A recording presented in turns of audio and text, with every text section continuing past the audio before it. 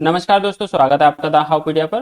दोस्तों, आज की इस वीडियो में बात करेंगे मुख्यमंत्री महिला रोजगार योजना के बारे में। यह योजना किन लोगों के लिए है और इसमें कैसे आवेदन करना है, और अगर आपने आवेदन किया है तो इसके लिए आप अपना स्टेटस कैसे चेक कर सकते हैं, उस सब के बारे में इस वीडियो में बताने वाला हूं। इसको एंड तक जरूर देखिएगा जिससे कि आपको पूरी जानकारी समझ में आ सके। सबसे पहले इस ऑफिशियल वेबसाइट पर आ जाएगा, इसकी लिंक आपको डिस्क्रिप्शन में दी है। यहीं पर आपको पात्रता की जानकारी और आवेदन करने की लिंक भी मिल जाएगी। यहाँ पर आपको सबसे पहले बता देता हूँ योजना के बारे में। यह योजना क्या है, इसमें देखिए 10,000 रुपए हर घर की एक महिला को देने की यहाँ पर बात कही गई है। तो उनको कोई भी व्यवसाय शुरू करने के लिए अपने मनपसंद जो भी वह कार्य करना चाहती हैं, कोई भी व्यवसाय शुरू करना चाहती हैं, उनको 10,000 रुपए दिए जाएंगे। अगर वह कार्य ठीक से चलाते हैं, उनका जो भी व्यवसाय है उनमें कुछ लाभ होता है, तो उसको आकलन करने के बाद में 2 लाख रुपए तक की अतिरिक्त सहायता भी दी जा सकती है। यह योजना सिर्फ बिहार राज्य के लिए है, बिहार राज्य की महिलाओं के लिए है।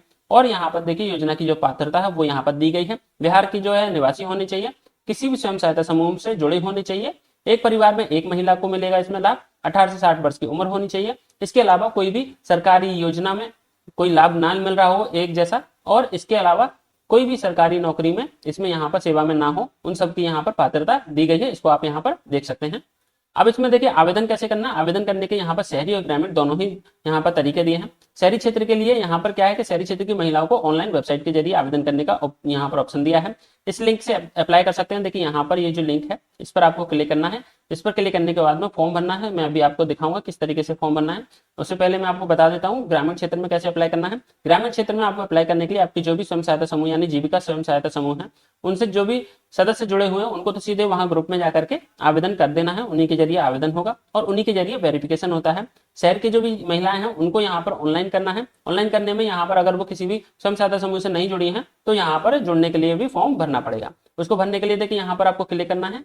इस पर आपको क्लिक करेंगे। क्लिक करने के बाद में आपके सामने इस तरीके से पेज ओपन हो जाएगा, जिसमें कि आपको यहाँ पर क्या आप स्वयं सहायता समूह की सदस्य हैं, हाँ या ना में क्लिक करना है। इस पर टिक करना है और अपनी जो डिटेल है वो यहाँ पर भर देनी है। उसके बाद में आपका जो फॉर्म है वो उसमें आपको जो भी डिटेल भरने के बाद में जो उनका सत्यापन होगा, जो भी आपके स्वयं सहायता समूह है उनके जरिए आपका वेरिफिकेशन होगा। देखा जाएगा कि आप किस तरीके का कार्य करना चाहती हैं और किस तरीके का व्यवसाय शुरू करना चाहती हैं, और आप उसमें वेरिफिकेशन के बाद में आपको 10,000 रुपए की जो स्वीकृति है होगी या नहीं, वो आपकी जानकारी को आगे भेजती है। तो आज के समय में ये जो योजना है बहुत ही लाभकारी है उन लोगों के लिए जो घर बैठे इस तरीके से अपना व्यवसाय शुरू करना चाहते हैं।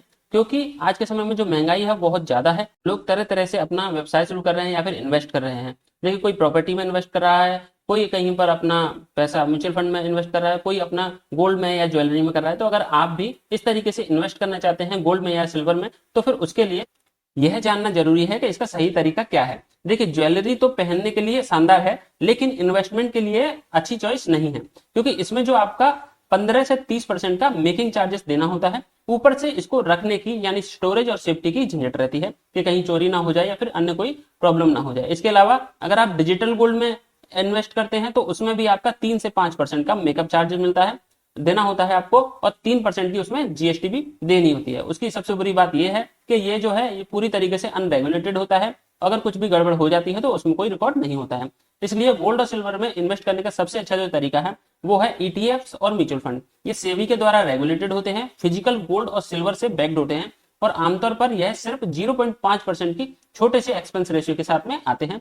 अब रही एलोकेशन की बात, तो उसमें कितना पोर्टफोलियो होता है, जैसे 10 से 15% गोल्ड सिल्वर में डाल सकते हैं, लेकिन इसका रेशियो कितना होता है, जैसे कि 80% या 20% सिल्वर का, इसमें आपको यहाँ पर देखना पड़ता है। तो ये जो है आपका 70 से 30% भी हो सकता है या फिर 50-50 भी हो सकता है। ये फिक्स नहीं है, मार्केट पर डिपेंड करता है। Long term gold to silver ratio 60 से 65 है, लेकिन अभी जो चल रहा है वो 78 पर है। तो शॉर्ट टर्म में सिल्वर आउट परफॉर्म कर सकता है। इसे ट्रैक करते डायनेमिकली चेंज कर सकते हैं।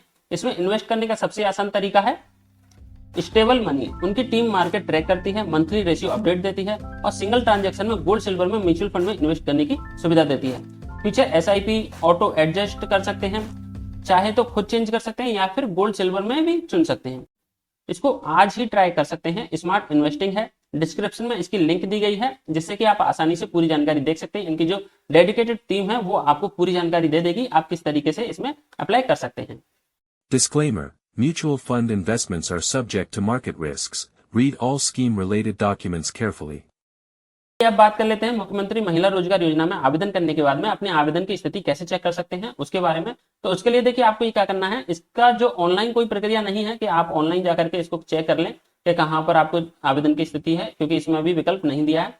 इसको आप ऑफलाइन ही यहाँ पर जो आपके कार्यालय है वहां जाकर के चेक कर सकते हैं। दूसरा तरीका यह है कि आपका अगर वहां पर अगर लिस्ट में नाम आ चुका है और PFMS की वेबसाइट पे जाके पेमेंट स्टेटस का जो ऑप्शन है यहाँ पर आप जानकारी देख सकते हैं। अपने बैंक की डिटेल यहाँ पर भरेंगे, जिस भी बैंक में आपका पैसा आने वाला है यानी आधार से जो जुड़ा हुआ है, जिसमें DBT इनेबल्ड है, उसको यहाँ पर डाल करके ये जो आपका कंफर्मेशन कोड है यहाँ पर वेरिफिकेशन नंबर यहाँ पर दर्ज करके सेंड OTP पर क्लिक करेंगे। आपका जो मोबाइल नंबर उस अकाउंट से जुड़ा है उस पर OTP आया होगा, उसको यहाँ पर दर्ज कीजिएगा, तो आपके यहाँ पर जो डिटेल है वो आ जाएगी कि आपके खाते में सरकार की तरफ से कोई भी राशि भेजी गई है या फिर कब भेजी गई है, वो सारी जानकारी आपको यहाँ पर मिल जाएगी। तो इस तरीके से आप अपने आवेदन की स्थिति यानी कि आप अपने जो भी इसमें किस्त है जो मिली है या नहीं मिली है या आने वाली है या नहीं, वो यहाँ पर देख सकते हैं।